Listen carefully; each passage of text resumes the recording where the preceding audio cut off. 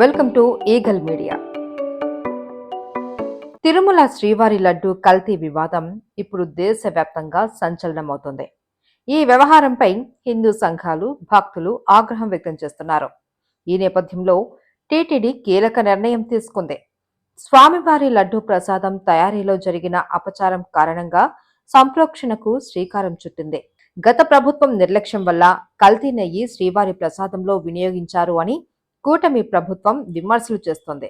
ఈ నేపథ్యంలో టీటీడీ ఈ కీలక నిర్ణయం తీసుకుంది. కలియుగ దైవం వెంకటేశ్వర్ని లడ్డు ప్రసాదం తయారీలో జంతువుల అవశేషాల నుంచి తీసిన కొవ్వును వినియోగించినట్లు ఎన్డీడీబీ ఇటీవల నివేదిక ఇచ్చింది. ఈ నేపథ్యంలో తిరుమల తిరుపతి దేవస్థానం శనివారం కీలక ప్రకటన చేసింది. స్వామివారి లడ్డు ప్రసాదం తయారీలో జరిగిన అపచారం కారణంగా సంప్రోక్షణకు శ్రీకారం చుట్టింది. తిరుమలలో 3 రోజుల పాటు మహాశాంతియాగం నిర్వహించాలి అని టీటీడీ నిర్ణయించింది. శ్రీవారి ఆనంద నిలయంలో మహాశాంతియాగం నిర్వహించేందుకు టీటీడీ ఏర్పాట్లు చేస్తోంది. సోమవారం నుంచి 3 రోజుల పాటు ఈ యాగం నిర్వహించనున్నారు. ఈ యాగంలో వేద పండితులతో పాటు ఋత్వికులు పాల్గొంటున్నారు. తిరుమల లడ్డు వివాదంపై టీటీడీ అత్యవసర సమావేశం నిర్వహించింది.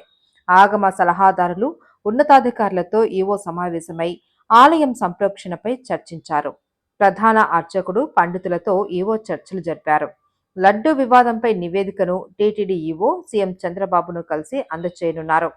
కల్తీ వివాదం, నెయ్యి కొనుగోలు, ఇతర విషయాలను సీఎంకు వివరించనున్నారు. వైసీపీ ప్రభుత్వ హయాంలో తిరుమల శ్రీవారి లడ్డు తయారీకి వాడే నెయ్యికి టెండర్లు పిలిచారు. గతంలో టీటీడీకి నెయ్యి సప్లై చేసిన కర్ణాటకకు చెందిన నందిని సంస్థ ఈ టెండర్ల ప్రక్రియలో పాల్గొంది. అయితే ఆవు నెయ్యి కేజీ కేవలం 320గా సప్లై చేస్తామని చెప్పిన మరో కంపెనీకి ఈ టెండర్ను టీటీడీ ఖరారు చేసింది. ఈ నెయ్యి నాసిరకంగా ఉందని టీటీడీ సిబ్బంది సైతం పలుమార్లు చెప్పినట్లు సమాచారం. ఏపీలో కూటమి సర్కార్ రావడంతో టీటీడీలో అధికారులు మారారు. కొత్త ఈవో రాగానే తిరుమల లడ్డూకు వినియోగిస్తున్న నెయ్యిని గుజరాత్కు చెందిన ఎన్డీడీబీ ల్యాబ్కు పంపి పరీక్షించారు. ఈ నివేదికలో విస్తుపోయే విషయాలు వెలుగులోకి వచ్చాయి. ఈ నెయ్యి తయారీలో జంతువుల అవశేషాల నుంచి తీసిన కొవ్వును వినియోగించినట్లు నిర్ధారణ అయింది.